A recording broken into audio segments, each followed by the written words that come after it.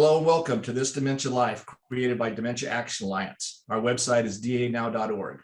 I'm proud to be your host, Chuck McClatchey, and I live my dementia life with Alzheimer's disease. During this Dementia Life podcast, we will have conversations with inspiring people living with dementia and amazing people that care for us. Today, my guest is Mary Fridley. She is the founder and coordinator of Reimagining Dementia, a creative coalition for justice. She's a dear friend, and I've worked with her a few times, and just an amazing person to see in action. Mary, why don't you go ahead and kind of introduce yourself and tell us where your drive comes from to help people with dementia and give us a voice. Well, thank you, Chuck, and it's really lovely to see you. You're one of my favorite people, and it's always a pleasure to talk to you. Well, as you said, I am the coordinator and founder, one of the founders of the Reimagining Dementia Coalition. And we are now at about 600 members from around the world, which I'm very, very thrilled for. And I will say a little bit more about that later. I am also the founder and co-leader with Dr. Susan Masad of a workshop and conversation series called The Joy of Dementia. You gotta be kidding. And in fact, we co-presented, you were involved in one of our workshops at the DAA conference in 2019. And we founded that, Susan and I founded that probably about 4 or 5 years ago. And that was really our first formal foray into the dementia conversation. But I think my drive, just to respond to your question, and again, I can say a little bit more about the Joy of Dementia and what we do there, but in terms of my drive, I think my drive probably began about 40 or 45 years ago, or maybe even further, maybe even back to childhood. I mean, it kind of at a base level, I think I've always had, and I don't want to overstate it, but I think I've always just had a deep belief in like fairness and people being treated with respect and dignity. And I've never liked, and it wasn't a political belief. It's not like I was some activist. I just think as a human being, I was very sensitive, in part a lot because of how, how I experienced myself in the world. But I just didn't like people who were, quote, different or other or strange in some way or weird or just didn't fit into the kind of norms that this culture has set up.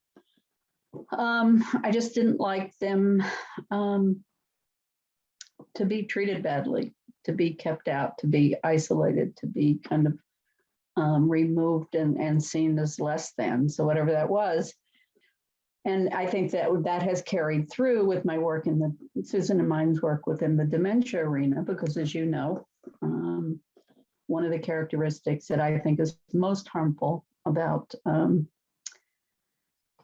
people living with dementia are related to, but also how dementia is seen, is just through such total like exclusionary and dehumanizing lenses. I mean, I don't want to be naive. I've worked I've spent much of my life fighting against poverty and working in very underprivileged and under-resourced communities, very poor communities. And yet I think and so I know, and I was a therapist for many years, so I have a deep understanding of how dehumanizing our society can be to people. However, I think I will admit I was kind of blown away when I began to be immersed more fully in the dementia arena and meeting people and just hearing your story and other people's stories, just how immediate almost it was that, as you've often said, that you were told to go away and basically get ready to die. And that certainly as culturally, we don't relate to people, I think with dementia, but people who have any kind of cognitive limitation as capable of creating anything, of capable of giving back, of having anything to offer. And I think, and I've said this a few times, I think one of the most destructive presumptions is we also don't make demands on people living with dementia. Which I think to me, demands are made with love and care and giving. I don't mean asking you to do something you can't do, but this assumption that you and others wouldn't be part of, and we wouldn't make demands on you to be part of creating something new and more positive and more growthful and more joyous, is just, to me, mind-boggling. Like, it's just not how I and the community that I come from see human beings. If you're from the starting point of people can grow and develop at any point in their lives, at any age, no matter the life circumstances, no matter the cognitive or physical limitations, it's not just a nice thing to do. That is how human beings grow. That's how we can take risks. That's how we can go in some new directions. That just supports us to give full expression to the whole of our humanity. I think it's just too hard to do, even in kind of dyads, meaning you and a partner or somebody. Like, I think, and again, I say this with, I am 2,000% in support of and in awe of people who are care partners. I just think, and it doesn't mean I think they all do it incredibly well. I don't think that means everybody's a saint. But particularly with dementia, I think the stress that everyone is under, and that people are enormously giving and are doing their best and are really trying to take care of someone they love, I give them all the support in the world. And I think it's a limited model. And I think that's in part why people living with dementia and people taking care of them are so stressed, are so depressed, are so just, and I'm not saying everyone is, but certainly the tension, the stress, the pressure is not good for anyone. And I think we could do it much more socially. We could do it much more collectively. And again, this isn't an aside, but I was already involved in the dementia work before this happened, but my mom passed away about 4 years ago from late stage dementia. I'm of the age now that more and more of my friends are being diagnosed, and in this work, I'm becoming close to many, many more people. So I've now had the, I think, privilege of seeing it up close and personal. And it's certainly helped me become a far, far, far better person. So that's also part of the mix now. I'm so glad you brought up, the stress, because the first time I had the honor of working with you and Susan. I'm not an artsy person by any stretch of the imagination. And I thought, right. Uh-oh, how am I going to do this? And you made it so easy, and it was enjoyable, and it put a smile on everybody's face that was in the audience. Mm-hmm. And that's when you talk about dementia, and you brought it up with families, the stress families are under. Mm. If they could just enjoy things a little bit and get away from that stress, that's an amazing accomplishment. Yeah. But I want to bring up your dedication with the Reimagining Dementia, a creative coalition for justice. That says a lot, but being part of it and knowing the people that you have in there, why do you think it's been so successful so quickly? Are people that drawn to because they see the problems with dementia? Yeah, that's a good question. In some ways, I've been an organizer, a community organizer for about 40 years. So I've been involved in a lot of projects, some of which have succeeded wildly. Some of them, and we had the best idea in the whole world, and they just tanked. So you really don't know why or when things are going to happen. However, I do, my kind of operating theory, and this could change tomorrow, obviously, is one, honestly, COVID. And really, in my mind, we literally wouldn't have a coalition without COVID, in the sense that I think the move onto Zoom has proven to be very positive, because it literally allowed us to meet people from all over the world. So our 600 members really come from about 25, 26, 27 countries. So really, and all parts of the US, Canada, et cetera. So we literally could not have come together. And it's not that Zoom didn't exist before, but for the most part, as you know, nobody was using it. It wasn't, people didn't. So in a way, it's one of those experiences. I remember this from even getting together with my family during the pandemic over Zoom. And at one point, I think it was my brother who said, why didn't we ever do this before? So it's not like you didn't have the capacity, but often, as you know, I don't know, there has to be a set of circumstances that allow you to see something that you never saw or thought of before. But also COVID in the sense that it just had such a devastating impact on people living with dementia and other older citizens, period. I mean, they were murdered. And I'm sorry if people think that's an overstatement, but people were murdered. They were allowed to die. I think it was criminal. I still think it was criminal. I don't think anyone will get criminally charged, but it was criminal. Now, many will say yes, and it was an extension of, I think, a deeply flawed care system. So yes, it wasn't like, oh my God, it just happened, during the pandemic. But I think people, again, I think it allowed folks all over the world to see in a way that we never had before, just what was happening inside the walls of these homes and how many people were just callously, kind of mistreated. So I think there was a lot of upset. I think there was a lot of outrage. And I think also, to me, I'm discovering outrage and upset often come with feeling powerless. And I think people were feeling powerless. It's not to say that there weren't other organizations doing wonderful work. DAA is a remarkable, I just have so much respect for DAA and other organizations. I'm not saying no one else was out there, but again, I don't know entirely why things shift and you begin to, but I think what hadn't existed, and this goes back to you saying you're not an artsy person, which I won't quibble with you if you insist that that's true. But however, I think there are a lot of people, if you will, let me for a moment philosophically for a sec, extend and broaden the definition of creative.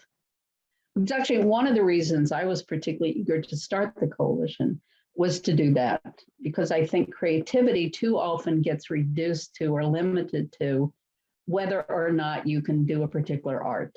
Like if you're a painter. So people all the time say, I'm not a singer, I'm not a painter, which is just to me, one of the worst things that we've created as a culture, that somehow the only people who are allowed to create, to perform, like are folks who kind of are legally sanctioned to do that, actors, you have to be a professional, and which is just silly.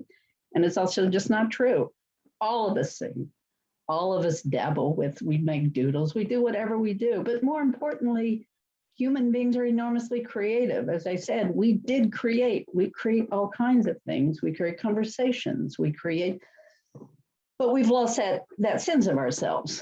So we don't walk around that way. So in that sense, I'm not making fun of you. I think we do walk around, and that's deeply troubling because it's a very painful place to be. We have that capacity. We just don't have too many ways to use it. And certainly not on our behalf or in the behalf of our communities, families. So in starting the coalition, we're saying, yes, we want to highlight the importance of the arts and creativity and theater and music and all those things. They've just been demonstrably important in transforming the lives of people living with dementia. That's no doubt. So even if we were just talking about arts programs or music programs, they're important. They level the playing field. They allowed, you can be whoever, it doesn't require an identity. You're not a person living with dementia.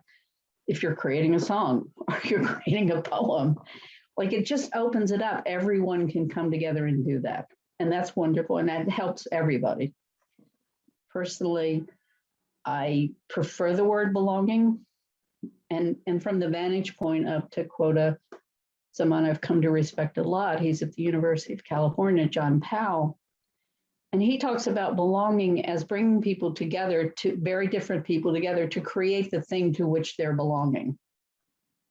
So it's not just something that's already been established that you have to go through hoops to feel like you can belong to it. Like, as you know, there are a lot you can walk into a place and know immediately whether they want you there, and that you don't have to totally distort who you are to be able to be part of the club, if you will. So I think the coalition is grappling with this is going to be built from the ground up. It's going to be very much informed by its members. And I think that so far, I think one of the reasons that that's grown, coming back to your point, I mean, I think we hit a nerve, and I think timing is all, as they say in comedy. And I think people were desperate to come together with other folks because, if you will, the creative wing of dementia, of the dementia movement, has largely works pretty isolated. It's still not considered at the heart of the dementia conversation. I think it's viewed as a kind of nice thing to do if you have the funding, and you might throw in an arts program here and there. So I think people are working fairly isolated. And of course, it's a siloed business anyway. People don't come together nearly enough. And I think what people have said to us is they are so thrilled to be together with other folks who are doing what they're doing. They thought they were alone. They didn't know that other people had not only, were thinking like them, had created these incredible projects, incredible efforts that if they were, I think personally, if the work of just our coalition members and all the people involved with DAA and others, I don't want to leave anyone out. If the kinds of projects and programs that we were working on, and not to mention the approaches and methodologies that we have developed, were implemented on a large scale, it would transform how dementia is done in this country, period. The coalition is in the process of creating I think it's going to be just a very powerful song and video campaign. It's called Let's Reimagine. The song has been created by a group of our members who are just extraordinary musicians and singers and all of that. And we've reached out to members from all over the world to participate in both the creation of the song, the video, which will include pictures and videos. And it's a campaign that we wanted to do it because we wanted to create a simple way, a very fun way, a very powerful way for people to reintroduce Let's Reimagine to the people in their lives, their communities, professionally, personally, whatever. Not only the coalition, I mean, obviously we'd love for people to know about the coalition. I'm not being unduly modest. On the other hand, I think I feel more strongly about if people hear reimagine dementia, then maybe they could also say, gosh, maybe we could reimagine a lot of other things. Because as you know, Chuck, God knows, there are a lot of things that need reimagining in our world, from education to war to, I mean, if you look at any of the things you read headlines about, and you kind of go, are you seriously saying we couldn't come up with a better way to do this? I mean, come on. But you need that. You need to have the foundation for that. And you need to have, in a way, a movement such as this that's independent and outside of the mainstream, so that it can actually say, okay, no, actually there are alternatives. And you have the gravitas and the experience and the resources to back that up. I'm not overstating it at all.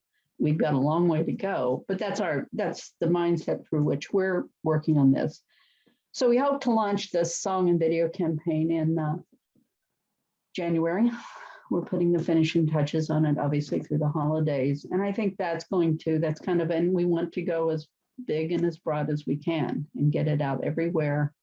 And then kind of hopefully use that as a platform to continue, building alliances, collaborations with partners throughout the world, both individual and institutional, so that we could keep finding some creative ways to both transform the conversation about dementia and dementia care, but also create some new ways to go about fighting for those things, and even be creative in how we're pursuing the justice issues. And that's, because I think that's equally important. I'm so glad you brought up about the institutional part of this, because you talk about people not wanting to be in the box. Well, I think that's because we were forced in the box. Mm-hmm. Yeah. And it's not where we want to be. And I think that the medical industry has a long way to go. You know, there was just a new drug that came out for Alzheimer's disease. Yes. Well, there's so much controversy with that and people quitting because they didn't agree with it that, you know, I made the decision, I'm not going to use it. Yeah. You know, and that says a lot about our feelings towards the medical side. Yeah. And you know what you have to fight, we have to fight also is that there's this one big, huge corporation out there that gets in so much money for dementia research. Oh, sure. But it's the tragedy narrative. And Sure. I hate that. Yeah. I don't like it. I just, and I don't think a lot of people do. They want to live a positive life. I agree. I think that I agree, and I totally agree. And I think that in a way, and again, this is aspirational. People will say, well, good luck. But I think our responsibility is to create, if you will, a comparable force that can then begin to hopefully generate a whole lot of things, including funding for the work that we believe is important. The work that was designed to help people thrive, to grow, to live joyously, to just create the lives they want to create, no matter what's going on in their lives. Unless you create an alternative, where are people going to go? You know, you can't, I mean, that's something that was drilled into me by a dear friend and mentor when I started, you know, as an organizer. He said, if you want, like, you know, we'd often talk about education. And again, public education is just abysmal. Our children are being hurt by it. And so we were kind of talking about, well, why don't teachers just walk out? Or why don't students just walk out and say, no, this is awful, which most of them believe, to your point. But if they don't have anywhere to go, then they're not going to go. And I don't blame them. I'm not at all. I'm not critical of people who, if you don't have it, if you're not offering an alternative, then, so I want us to focus on creating real alternatives. And again, and correspondingly fighting to, and that's going to involve a lot of things that people sometimes don't want to think about, including how do we address the fact that there is no political will for doing this. And you can't just kind of want to do these things and not deal with things like that or money. Like, it's a very complex, because you're really transforming the entire culture. And again, that doesn't mean that correspondingly you can't find ways for individuals or groups to do some very important work. I'm not setting up an either or. But if we're really seriously about people having somewhere to go that they trust can, one, is sustainable, will be around for a long time, then you got to take that seriously. And those are very complex and often unknowable questions. I always ask everybody that comes on the podcast, if this is the first podcast that somebody sees, whether it's a person that's living with dementia or a care partner, what would you tell them? Build a lot of support. Don't do it alone. Get the help you need, including get the support you need to even figure out how to create, if you will, an ensemble of support. I'm not saying it's natural or it's easy, but the thing I feel most strongly about is, because I think if you want to do it more creatively, and if you want to do it in ways that allow you to live and not, and as you said, be more accepting and just less stressed, and it's got to be social, and and I believe that it should be, and if it involves 100 people, great. It can be as large or small, but it's got to be social. Thank you so much for taking the time to be with me. I know you're a very busy lady. Well, I always have time for you. Thank you, Chuck. Well, thank you. And have a good rest of the day. You too. Bye-bye. I'd like to thank Dementia Action Alliance for their support on behalf of This Dementia Life. I want to thank you for joining us today. You can view other podcasts on our website, danow.org. Please join us again to meet the most inspiring and amazing people on This Dementia Life. I'm your host, Chuck McClatchey. And remember, the brain may forget, but the heart never will. We'll see you next time on This Dementia Life.